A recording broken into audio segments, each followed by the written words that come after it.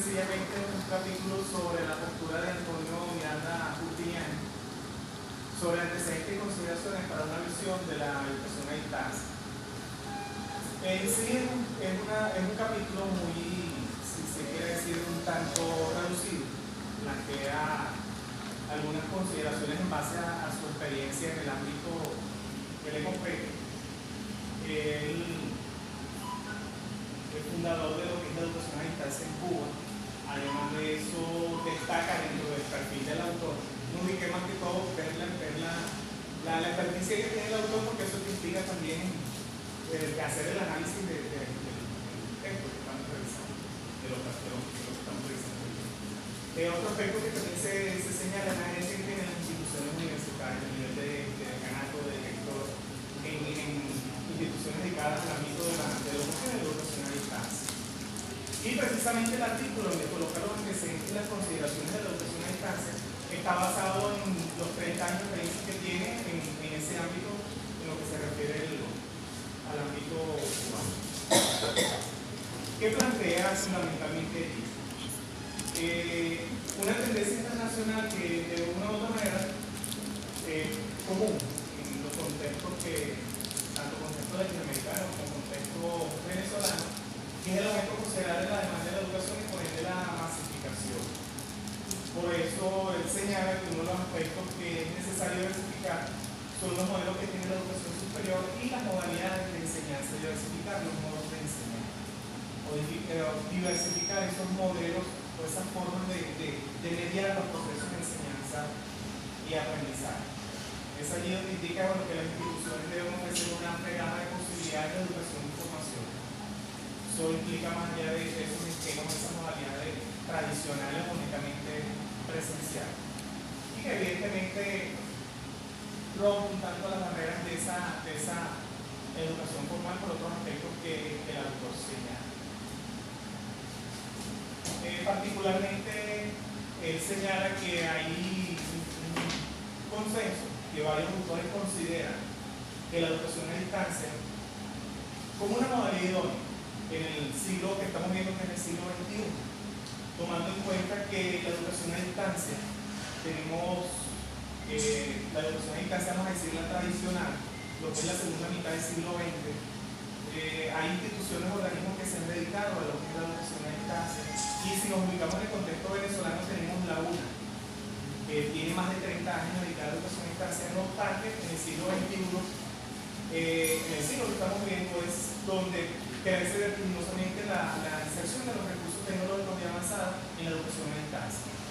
¿Eso qué hace? Eso hace potenciar esta modalidad, y no solamente potenciar, sino ver la fortaleza y las bondades que ofrece, porque muchas veces hay personas o instituciones que siempre se centran en los aspectos negativos que los diferentes modos de enseñanza tienen, pero no vemos esas posibilidades o esas ventajas que ofrece. Entonces él señala que, bueno, en la segunda mitad del siglo XX y ahorita en el siglo XXI, con toda esa erupción que tienen estos recursos tecnológicos de avanzada, existe el consenso en muchos autores consideran la educación a distancia como una modalidad idónea para el contexto que tenemos hoy.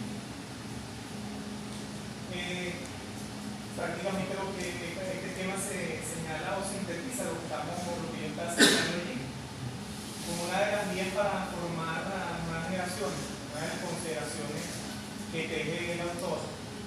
Destaca también lo que es la evolución de esta modalidad en el último siglo,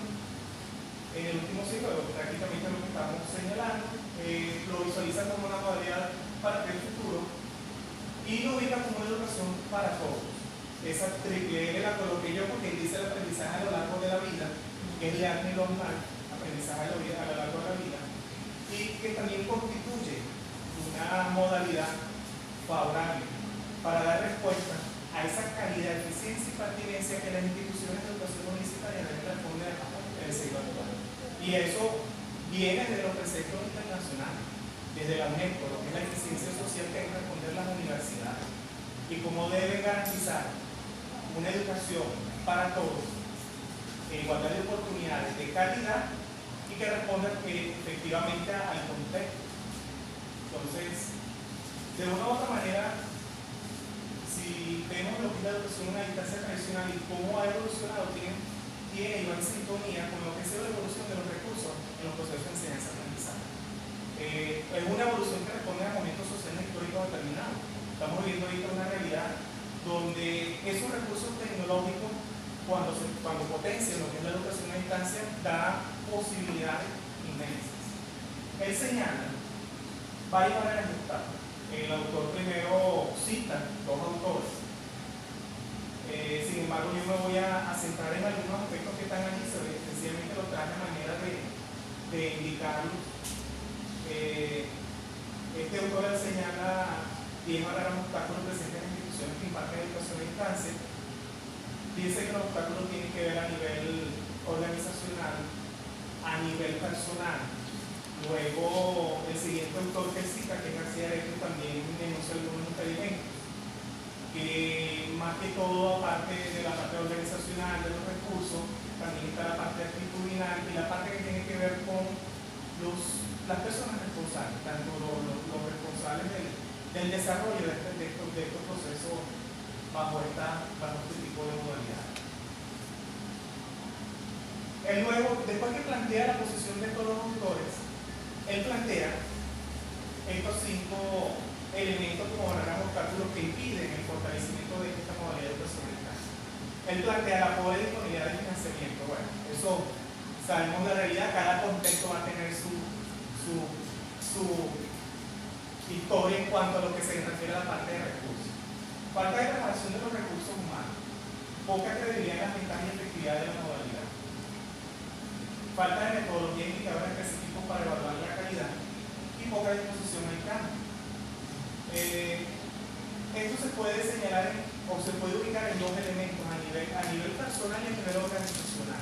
A nivel personal, que tiene que ver precisamente con los aspectos actitudinales y volitivos, los aspectos que tienen que ver mucho con la parte afectiva, la parte emocional de los responsables de estos procesos, que son los profesores y son los estudiantes.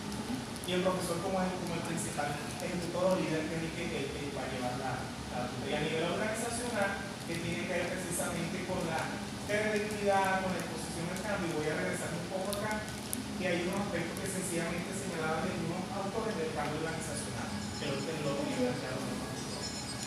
De una u otra manera, yo en esta parte de barreras de obstáculos, uno puede muy bien que cada autor contextualice de acuerdo a la realidad, de su expertise, de su área de su experiencia, cuáles son esas barreras. Pero lo importante, o la barrera que considero inicialmente, que yo lo que hice con la lectura, yo solamente me dediqué a hacer la lectura, sino hay que hacer un análisis crítico de una vez. De manera tal que digo, bueno, si yo me voy a orientar en la redacción de un artículo, de un ensayo, y yo estoy leyendo este autor, obviamente yo no voy a escribir un artículo sobre lo que estoy leyendo el autor, y en función de eso comencé a hacer una crítica o buscar la forma de hilarlo, de relacionarlo con el contexto, con la realidad que nosotros vivimos diario. De manera tal que cada vez de una u otra manera con matices adicionales y tanto elementos agregando el otro elemento lo vivimos diario.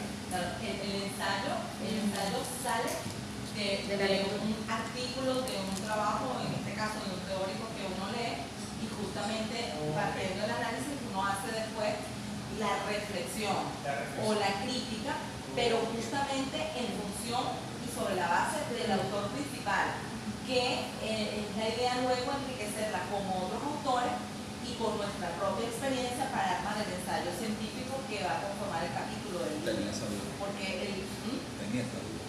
Sí, no, bueno, eso lo vamos a dar al final, pero es importante para que lo discutamos al final, pero está bien para que lo conversemos.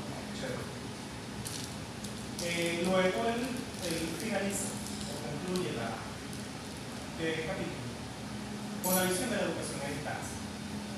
Y sencillamente dice que contribuye a la atención o la forma de abordar diversas problemáticos aspectos que están vinculados al acceso a la calidad o la igualdad de la demanda educativa entre toda la vida.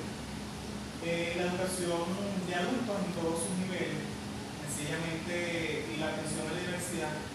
Esto implica que la educación a distancia, concebida en la actualidad, en el siglo XXI,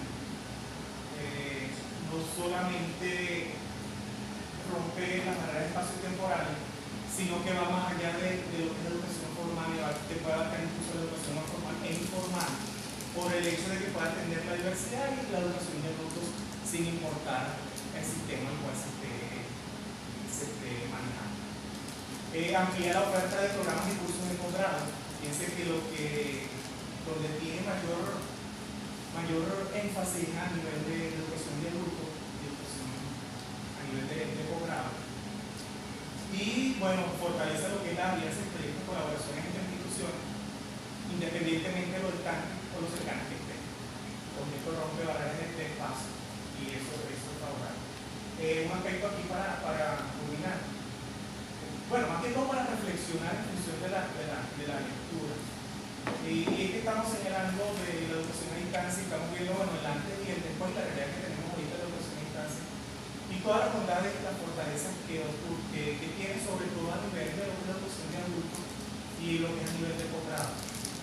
No obstante, nosotros no podemos pensar nada más en ese ámbito, sino comenzamos a visualizar elementos puntuales de lo que nosotros tenemos en nuestra modalidad educativa, que es netamente que por tradición es presencial, de una u otra manera para nosotros, y yo lo veo como algo progresivo, algo que se va de manera progresiva, sistemática, racional, que hay que evaluarlo constantemente, de cómo llegar a un porcentaje de virtualización que te permita decir, bueno, cuando le hablemos de educación a distancia, ya sabemos que la actitud que van a tener va a ser una actitud favorable, porque de una u otra manera ya han pasado por una educación presencial enriquecida virtualmente, donde se han insertado recursos tecnológicos, ya sea para apoyar la presencialidad.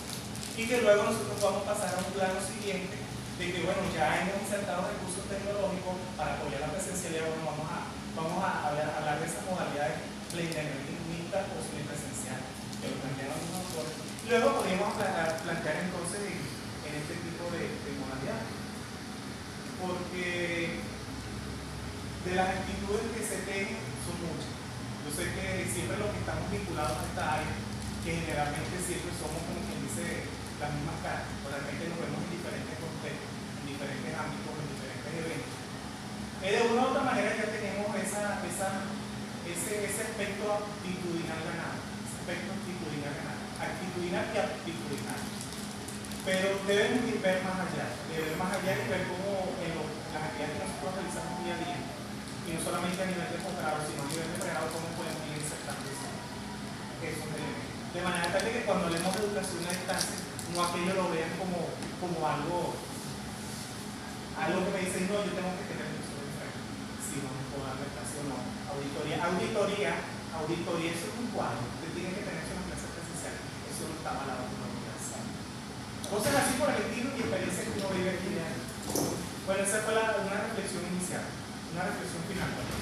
No tengo ningún pensamiento allí, ya me están hablando de los pensamientos, yo no asistí al encuentro anterior. Gracias a Dios que la doctora es psicología estudia en la tarde, porque las mañanas generalmente, unas y otras mañanas son más complicadas y con mucho trámite administrativo. Sin embargo, no perdí la oportunidad de participar y bueno, busqué dentro de los dos capítulos que quedaron. Salud.